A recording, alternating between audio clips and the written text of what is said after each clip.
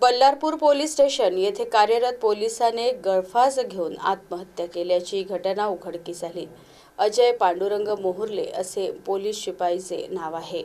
Ballarpur police station येथे कार्यरत police शिपाई अजय मोहुर्ले हा वस्ती विभागातील पोलीस क्वार्टरमध्ये राहत होता। त्याला दारूचे व्यसन असल्यामुळे पत्नीसोबत वाद होत होता। मागील 5-6 दिवसांपासून त्याची पत्नी आपल्या नातेवाईकांकडे गेली असता त्यांनी आपल्या राहत्या क्वार्टरमध्ये गळफास घेऊन आत्महत्या केली।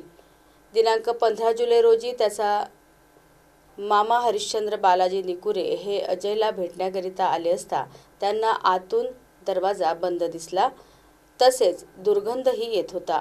त्यांनी लगेच आजूबाजूच्या क्वार्टरच्या लोकांना सांगितले, तसेच पोलीस स्टेशन येथे माहिती दिली।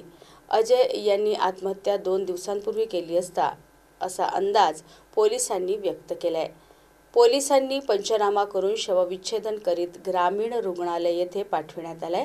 मृतक अजय मोहुर्ले याला एक 7 वर्षाचा मुलगा आहे।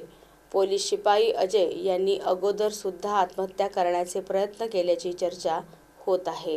तर 2 दिवसांपूर्वी अतिकामाच्या तणावामुळे वरोरा येथील पोलीस कर्मचाऱ्यांनी आत्महत्येचा प्रयत्न केलेला होता।